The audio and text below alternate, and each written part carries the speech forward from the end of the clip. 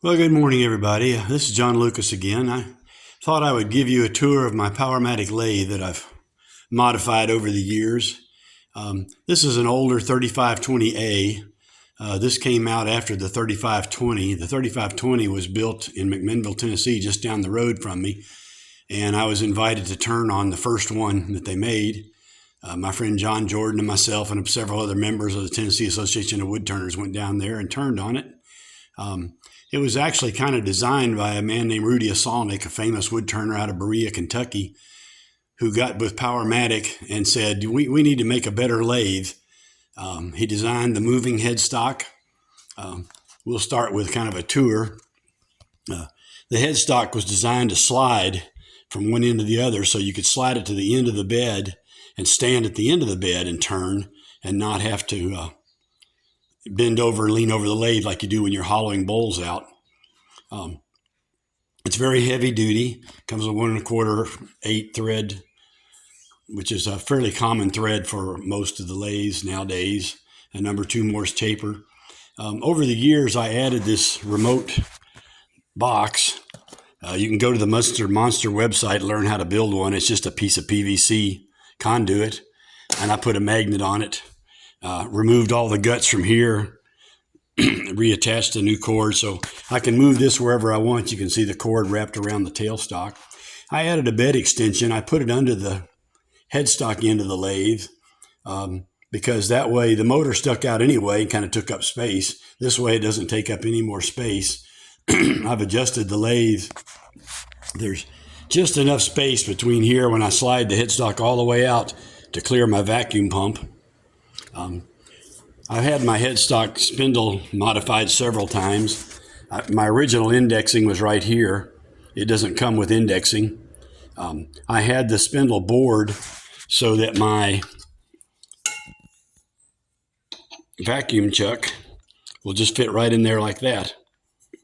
Very, very quick. I've got a closed cell bushing in there, so it's very quick to hook up vacuum to it. I've got several indexing plates because I do a lot of routing on the lathe. This is one that I designed the little index pin myself. It's very handy, very quick to use. I like it better than the index pins that come with this particular plate, or the other ones actually. I picked this up at an auction one time. Massive steady rest. It actually has 8 wheels. I've only got 4 on there right now.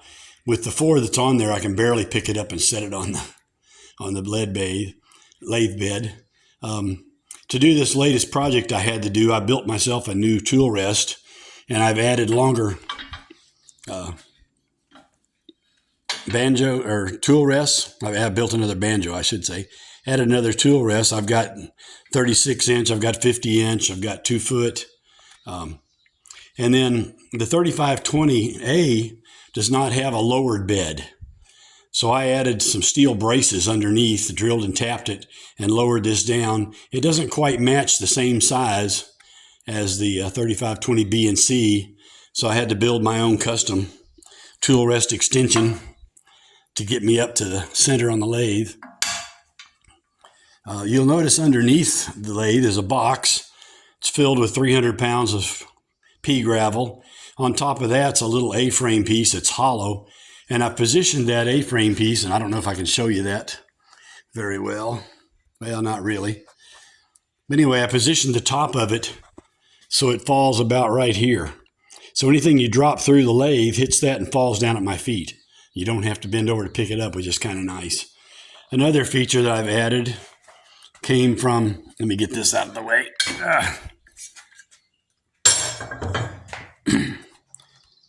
Came from Woodturner's Wonders. It's this rail in the back that holds my dust collection system. You can actually loosen these screws and move this thing all the way to the end. I've added extra plates. One of the things I did was I added an extension cord. It's got 2 outlets on it, and they're held on by a magnet. So I can move these if I have to, or get rid of them. Of course, I keep them tilted out so the dust doesn't collect inside them. But that gives me 4 outlets on there, which is pretty nice. But there you can see my dust collections a little bit better. It works pretty well. But anyway, those are kind of the modifications. I'm always experimenting with lights. I still haven't found the perfect ones. I had a really good one from Woodturner's Wonders, and a lightning bolt hit it and killed it. Fortunately, I had the lathe unplugged, so it didn't kill my variable frequency drive. One of the things I do when I designed this particular shop, and I'll try to show you that, was I mounted the lathe at a slight angle to the wall. Gives me a little bit more room on the tailstock end to walk over to my grinder, which is right there. And it's easy to sweep up because I can roll this cabinet out of the way. I can roll that cabinet out of the way and sweep up all around it, vacuum around it. So overall, it's been a pretty good system. My other lathe is right here, the little Delta MIDI that I find very good. You can see that I've rigged it up to take my vacuum chuck. I put a wooden block in here and just bored it out to accept that same bearing that's on my vacuum chuck. And I built a swing out adapter right there. So when I take my tool rest off when I'm doing demos when I'm traveling, I can take the tailstock off and slide it right in there, and it's out of my way then. Not quite as nice as a swing away tailstock, but works pretty well. And I've put a tool rest on the other side, a tool holder, kind of sits in there. You can see right now it's got all my scraps for turning things. I also added a secondary tool holder along the bottom. And you can see I'm experimenting right now with some new threading machines. I'm not sure how well they're going to work. Still in the experimental stages, but we'll see. Anyway, that's kind of my shop, my tools. As you can see, I'm a tool collector. I've got a lot of them mounted on magnets on the wall. The ones I use most frequently are all around my tool rest or my toolbox.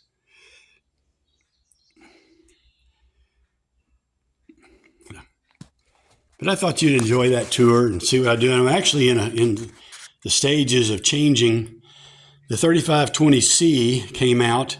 It has an Acme thread on the tailstock, which is much beefier and much quicker to rotate to feed it forward.